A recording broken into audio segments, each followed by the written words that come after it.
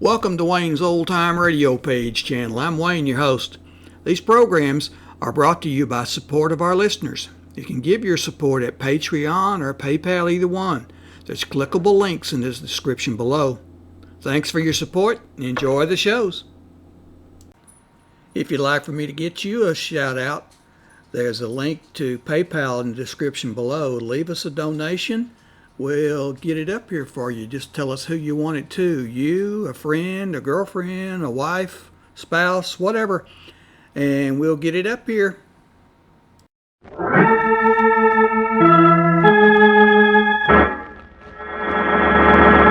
From New York City, the makers of Clippercraft clothes for men and 1,036 leading retail stores from coast to coast present the world's most famous detective, Sherlock Holmes.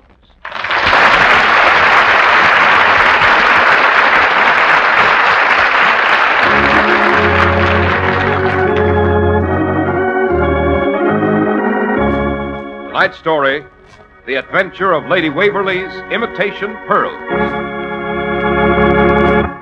Well, here we are again in Dr. Watson's cheerful study. The lamps have been lit, and from outside comes the steady drip of a soft spring rain mixed with fog. Yes, Mr. Harris, this sort of weather always reminds me of Baker Street. I think I can do no better than tell you of an adventure that had its inception on just such a day. It had to do with a great lady's pearls, which were not altogether genuine. And it ended in the chambers of a certain well-born, but shall we say, careless bachelor in Albany. Well, that's the first time I knew you and Sherlock Holmes ever visited the Hudson Valley, Doctor. We didn't, Mr. Harris, unfortunately. No, Albany in this story refers to an imposing building which was originally the residence of the Duke of York and Albany. It was later divided into chambers for famous and fashionable bachelors. Speaking of gentlemen of fashion, Mr. Harris, isn't that your department? It certainly is, Dr. Watson, and in the spring, it's natural for a man to think of new clothes.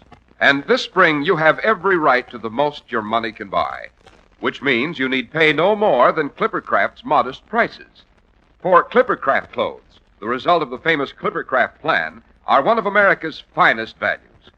The Clippercraft plan concentrates the buying power of 1,036 of the nation's finest stores from coast to coast, making possible steady, year-round operation, resulting in tremendous savings in manufacturing and distribution costs, and putting those savings, even in the face of today's high prices, in your pocket. And your Clippercraft dealer is a friendly, local, independent store where you get real personal attention. New spring Clippercraft suits, beautifully tailored, are only $40 and $45. Top coats in fine coverts and worsted gabardines are only $40 and $45, and sport jackets, but $26.50. Compare Clippercraft with clothes selling for many dollars more. In short, no matter what the occasion, Easter parades or a visit to your best girl, we hope you'll continue to set sail in a Clippercraft. Very neatly put, Dr. Watson. And now to return to the gentleman who lives in the Albany. Oh, no, not the Albany, Mr. Harris, just Albany. Oh. He lived in Albany. That's how we express it, you know. Well, it all began placidly enough. It was late one dreary April afternoon. Since morning, a dun-colored veil had hung over the housetops, looking like a reflection of the mud-colored streets beneath. Neither Holmes nor I had stirred abroad the entire day. I sat in my armchair, silent and morose. The dampness had brought the usual twinges to my old bullet wound. Holmes, who was always a contrary individual, bounced about like an animated cricket. Oh, Holmes, if you'd light somewhere for just a few minutes. Bullet acting up a bit, eh, Watson? Oh, no more than usual in this weather, confound it. Yes, I thought I recognized the vice-like set of the jaw. Of course, I'm not a medical man, but I think I could suggest a remedy. Certainly not. Aha! Did you hear that? Hear what? The house is as still as a morgue. A carriage just came to rest at our curb. A rather elegant four-wheeler. A mettlesome horse. The man on the box has jumped down. Now he's dashing up our front steps. You hear that, Watson? Sounds as if our visitor's errand might be urgent. Oh, how can you tell all that? You haven't even looked out of the window. My ears, Watson, are nearly as acute as my eyes. Yes, he is rather unrestrained, wouldn't you say? Now, it's just possible Oh, for pity's sake, stop deducing and go to the window and see what's up. Very well, if you insist. Yes, the four-wheeler turns out to be an elegant equipage with the name Blevin and Possitor embossed in discreet gold lettering on the door. Oh, you mean it's a delivery van? Dear me, no. Blevin and Possitor do not deliver. They escort whatever valuables come within their purview to their destinations in what is practically a private carriage.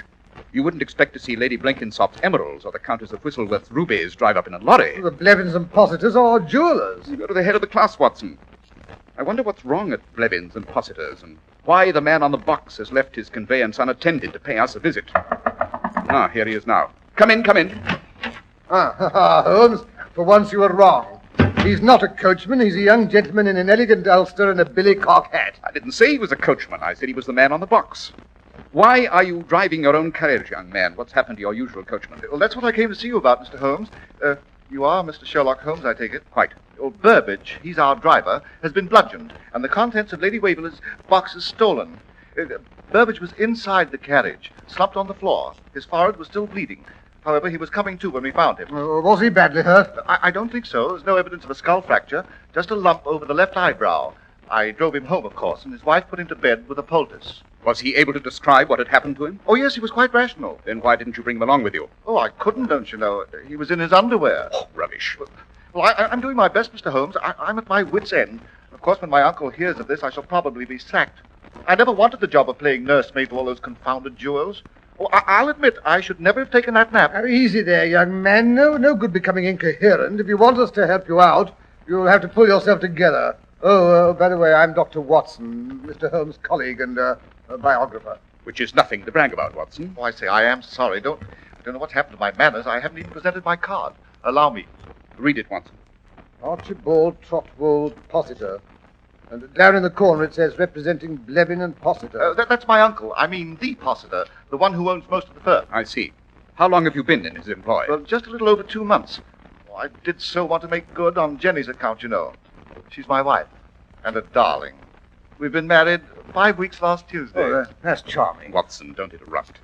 In what capacity does your uncle employ you, Mr. Foster? Well, it's not a very impressive position, I'm afraid. I sit in the carriage and make sure everything's safely delivered to the proper address. When a firm deals in the commodities your uncle sells, young man, I should say that's a position of considerable responsibility. Oh, yes. I've had jewels amounting to $250,000 in my possession many times. And I assure you, if there had been anything like that in the carriage today, I shouldn't have dreamed of going home for lunch and taking a bit of a nap. So, you went home and had a nap? Yes, sir. You see, I had a touch of a toothache. Besides, I missed seeing Jenny at breakfast. I do hope you understand, sir. Quite. And where did you leave the carriage with the undelivered packages? Oh, just out in front, Mr. Holmes. It shouldn't have been too much of a risk. Burbage has been with the firm over 30 years. He's thoroughly reliable. Besides, I'd already delivered the really valuable articles, Mrs. Huddlestone's emerald earrings and the Duchess of Heppelworth's diamond stomacher. There was only Lady Waverlys' box left, Mr. Holmes. And it certainly never occurred to me anyone would want to lift that. What was in Lady Waverlys' jewel box? Oh, just her pearls and a tea service. Oh, that's a bit thick, eh, Holmes? Just some pearls and a silver tea service. I take it the service was silver, Mr. Possitor. Well, only superficially. She had sent it to be replated, you see. And the pearls were imitations, too. Fairly good ones, I'll admit. She'd had them restrung. She keeps the real ones in the vault. Cagey old girl, eh, Holmes? Fortunately for her. Well, that's my point exactly, Mr. Holmes. It'll ruin our reputation to know there's been a theft of any kind. People will be decidedly skittish about having us repair their jewels if they hear of it. I don't know what my uncle will say. When did you first discover something was wrong? Well, when Jenny woke me from my nap. I hadn't meant to take more than 40 winks, but it was nearly 2 o'clock when she started to shake me. Archie! Archie, darling!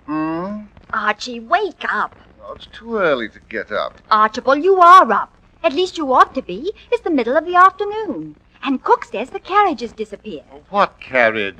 Blevins and Positors, of course. Cook says she thinks something's happened to Burbage. She took a look out the window while she was washing the dishes. She says she saw Burbage talking to a tall gentleman in a top hat. Next thing she noticed, Burbage seemed to be taken ill or something, because the gentleman was helping him into the cab. Cook says she was just fixing a cup of hot tea to take out to him when she looked up again and saw the carriage disappearing down the street with Burbage on the driver's box. So he must have recovered, I guess. Oh, but that's impossible. I mean that he'd drive off like that. Maybe he wasn't feeling very fit and decided he'd go home, too. Oh, don't be ridiculous. Burbage wouldn't do that, not without letting me know. Well, he has. So there. And I'm not ridiculous. Oh, there, darling. I didn't mean it. You did so. You just don't love me anymore. Oh, I do. I love you madly. I haven't time to discuss it now. Where's my hat? I've got to go out and find that confounded carriage.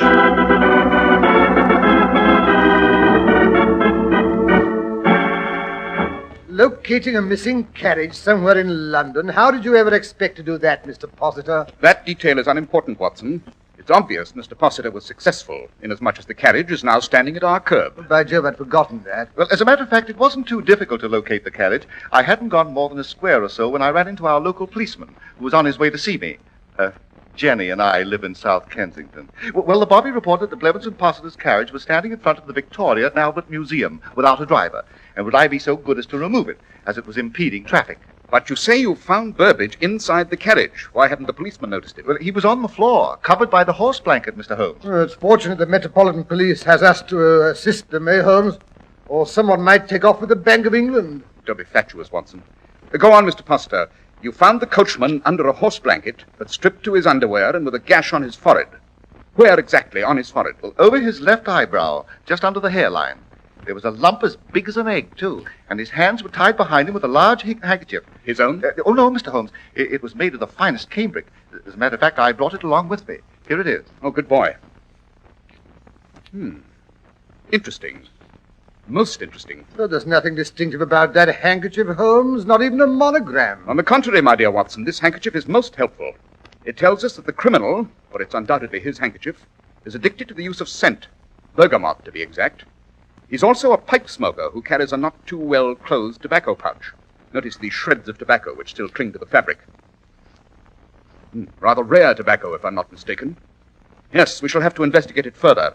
My high-powered microscope, Watson. Oh, very well, but what you expect to deduce from a shred of tobacco... Neglect no source of information, Watson, no matter how infinitesimal. Yes, from a drop of water, the true man of science can deduce Niagara Falls, as I've said before. Oh, fiddle-faddle. In spite of Watson's derogatory remarks, Mr. Possitor, I am probably the greatest living authority on tobacco, both in the unsmoked stage and later when it's become ashes. But while my colleague is setting up the microscope, suppose you tell us exactly what the coachman Burbage had to say for himself. Well, yes, sir. Well, I found the carriage in front of the museum right enough, and when I opened the door to look inside, I heard a moaning and groaning. Help! Oh, help! Hello, what's up? Help! Get this blanket off of me. Burbage, whatever are you doing there and in that condition? No, close the door, Mr. Possitor, sir. I wouldn't want to draw a crowd. Not in my underwear. Now then, what's happened? I've been conked, sir. What? Stood behind me, he did, when I wasn't looking. Then he stripped me of my driver's uniform, got up in the box in it, and drove us away. I've always said you could trust a man that was fond of horses, but not anymore, I won't. Oh? That's how we got to talking, sir. I was giving Bessie her midday oats, when down the street he comes, twirling a silver-headed cane, just as nonchalant as you please. Fine animal. That she is, sir. I like horses. You mind if I give her a lump of sugar? If she'll take it, sir. Bessie don't make up to everybody. Oh, I think she'll accept homage from me, Bessie. That's a good girl. Well, now, will you look at that? The J. She seems to be favoring this hind foot. Oh, really? I hadn't noticed. Maybe she's got a pebble in her shoe. Do you want me to investigate? Oh, no, sir. That's a familiarity she won't stand for. I'll do it. Here, Bessie. Nice girl. Give me the hoof. Easy now. Easy. That's right. Oh! Sorry, old chap. Had to be done. Just a love tap. Into the carriage you go. I want that uniform. Oh. Still conscious, eh? Have to work fast. Yes. Off for the coat. Aha. There we are. Just what I was looking for. How convenient. The box with the Waverly crest right here on the front seat.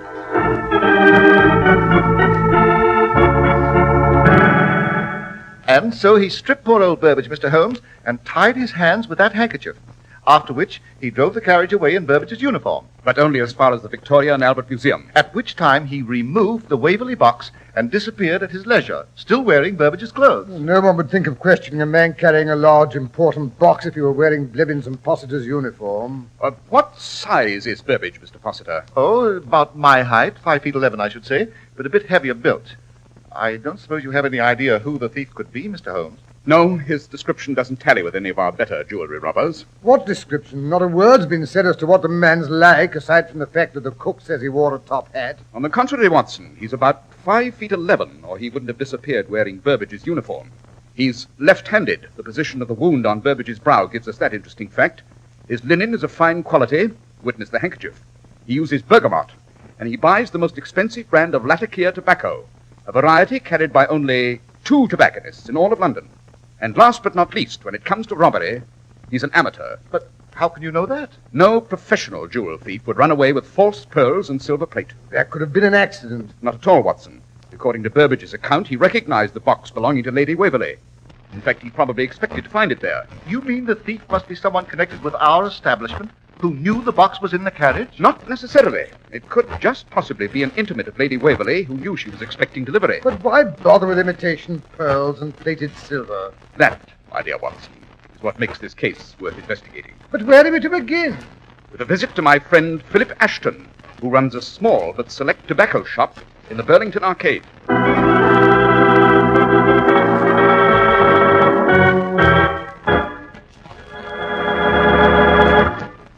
Naturally, there's a reason for Clippercraft's sensational values.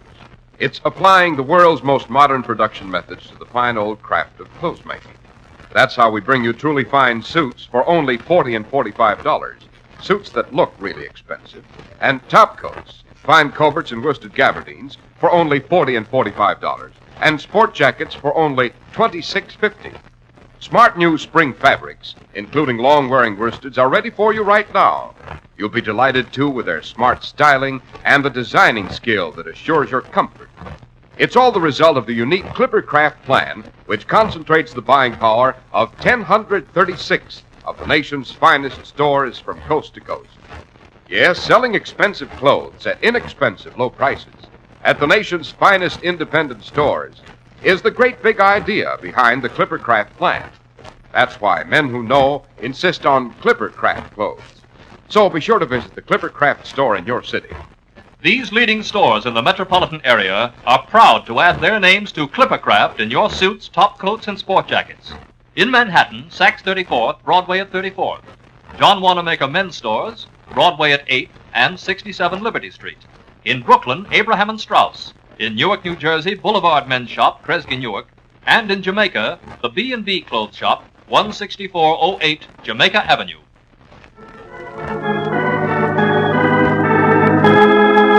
And now back to Sherlock Holmes and Dr. Watson. We find them standing in front of a counter, sniffing the contents of several elegant glass jars filled with tobacco. Yes, this, unless I'm very much mistaken, is the mixture the gentleman uses. Mr. Ashton, are there many gentlemen who buy this variety of tobacco? Why, no, Mr. Holmes. It's rather special. And besides being expensive, I sell it to only 4 gentlemen in all. Tell me, among those 4, is there an individual who's about Watson's height, well-dressed, he carries a silver-headed cane, is left-handed, and has a weakness for bergamot scent? Why, no, Mr. Holmes, I'm afraid there's not one of the 4 fits that description. No. Mr. Hopworth has a silver-headed stick, but he's taller than you are. Mr. Eubanks is very short and can't abide scent. The Honourable Clarence Beswick is right-handed, a crack tennis player, you know. Colonel Jameson never appears out of uniform. That tears it, Holmes. Maybe your confounded deductions aren't so infallible after all. No, hold on, though. There was a young gentleman came in yesterday answering that description. He purchased some of this tobacco? No, the young lady bought it for him. She buys it for all her admirers. He seemed rather shy about accepting a present from a lady, but she laughed and said she expected a present from him in return. Said he had never given her a proper present like some of her admirers. Can you remember the gentleman's name? I'm afraid not, Mr. Holmes. She didn't mention it. Just called him Freddie. But I do know the lady's name, sir. Fine lot of good that'll do, eh, Holmes? One blind alley after another. Stop burbling, Watson. What is the lady's name, Ashton? Violet de Villa, the new prima donna at the Gaiety. The one there's been all that talk about. Of course, Holmes. That's the girl the King of Portugal was supposed to have been so crazy about. Showered her with jewels. She's supposed to be one of the reasons he lost his throne. So is every publicity-hungry actress in Europe. You mustn't believe everything you read in the papers, Watson. Oh, balderdash. Well, what do we do now? Now, let me see. It's just half an hour till curtain time. Dear little Violet should be putting on her makeup. I think if we drop around to the Gaiety, we might persuade the lady to show us the latest addition to her jewel collection.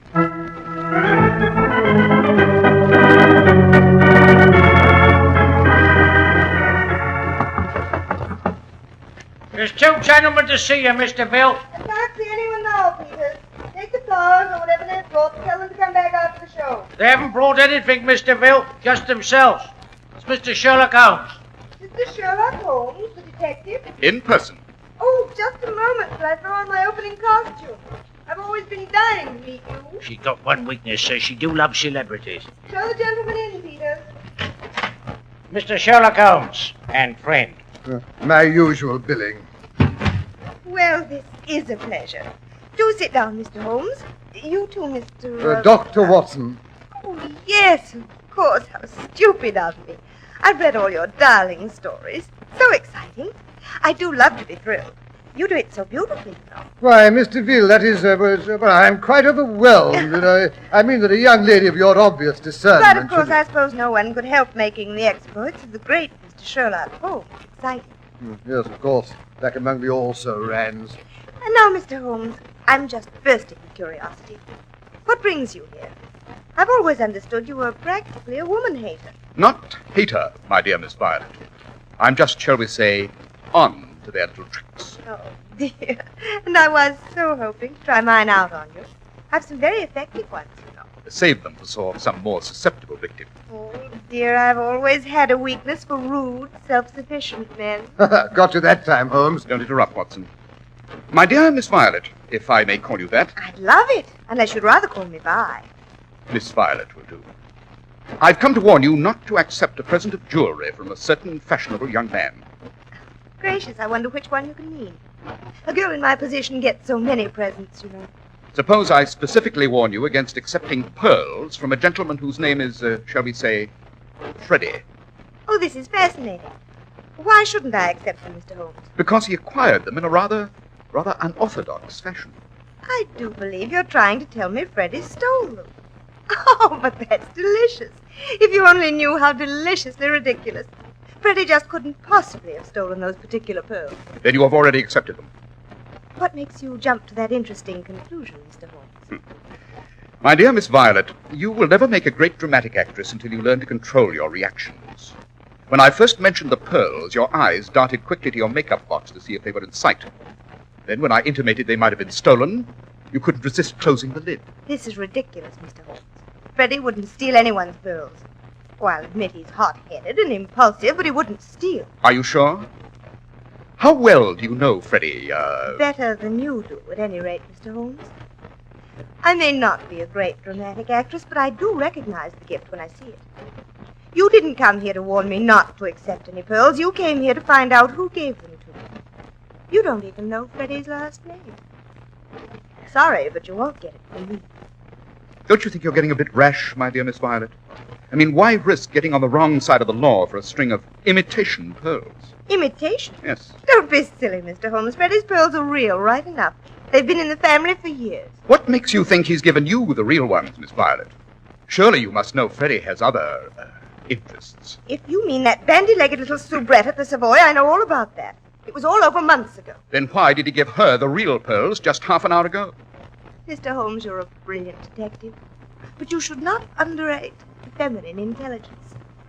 It was a beautiful trap, Mr. Holmes, but just a bit too obvious. Now, if you'll excuse me, I hear the overture. My public is waiting. Do come again, Mr. Holmes, when you've thought up some more tricks. Now, if you don't mind leaving. Not at all. Thank you. We've quite finished. Yeah, interesting female, eh, Holmes? I don't know when I've more thoroughly enjoyed an interview.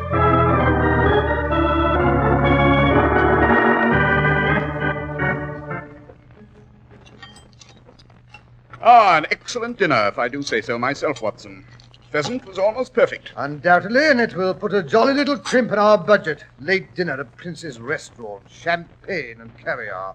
I don't know what's got into you, Holmes. Oh, calm yourself, Watson. It all goes on the bill. I shall send Blevins and Possitor in the morning. Holmes, you're really outrageous. You've made a hash of the case, you've found out absolutely nothing, and yet you have the effrontery to talk of sending a bill in the morning. Well, you should be ashamed of yourself. On the contrary, Watson, I think I've done rather well. Well, that DeVille woman made an absolute ass of you. You mean that's the impression I permitted her to gather? She thinks she didn't give me the pearl thief's name. Actually, she spelled it out in block letters when she admitted they'd been in Freddie's family for generations. Whose pearls were they, Watson? Lady Waverlys, of course. Then putting two and two together, the thief must be a Waverley as well.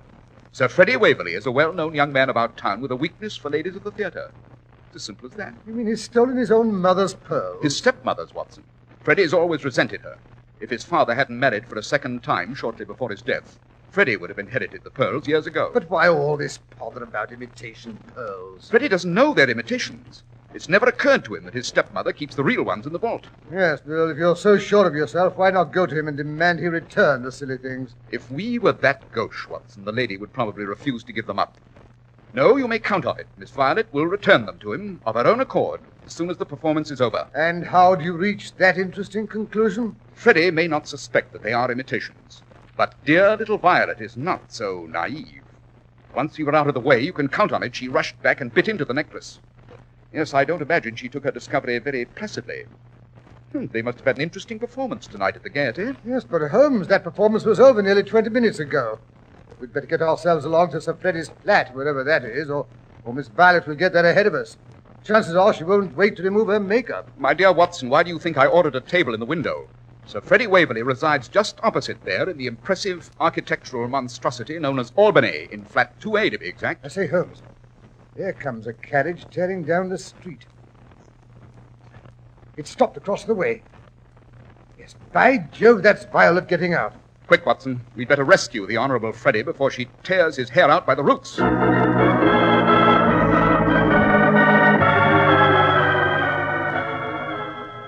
Down this corridor, Watson.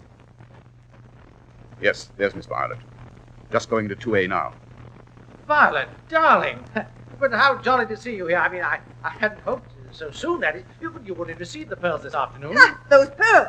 How dared you give me those pearls? I've never been so insulted in all my life. Oh, come off it, Vi. You've accepted jewelry from gentlemen before this? Yes, jewelry, not paste. Violet, what are you raving about? What sort of a fool do you take me for? Do you think I don't know the real ones went to that little scarecrow at the Savoy?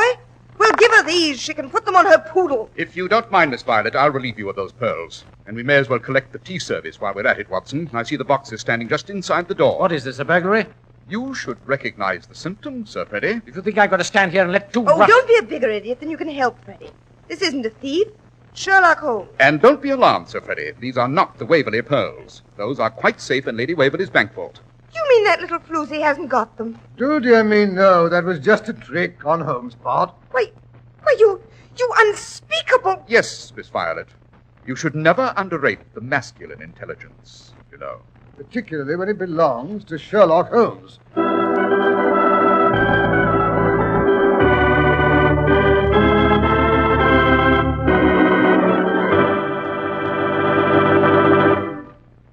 Well, I must say that was a neat bit of work on Holmes' part, Dr. Watson. And now, how about a hint about next week's story? Right. Well, next week I'll tell you how Holmes made a startling and dramatic appearance after several years' absence, and how we stalked a tiger who carried one of the most ingenious and deadly weapons Holmes was ever threatened with.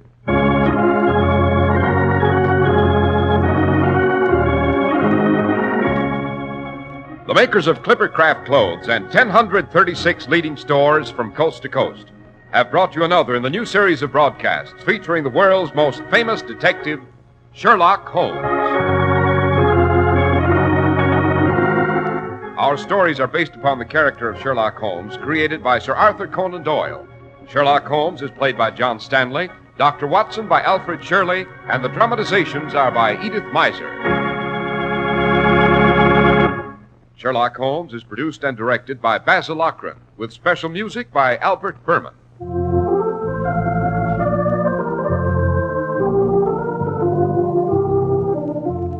If you don't know your Clippercraft dealer, write Clippercraft, 200 Fifth Avenue, New York City. Be sure to listen next Sunday to Sherlock Holmes in The Adventure of the Empty House.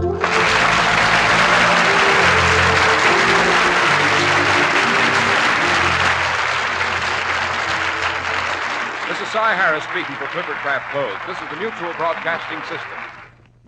Melvin Elliott with the news will follow station identification. These programs are brought to you by support of our listeners. You can give your support at Patreon or PayPal, either one. There's clickable links in the description below.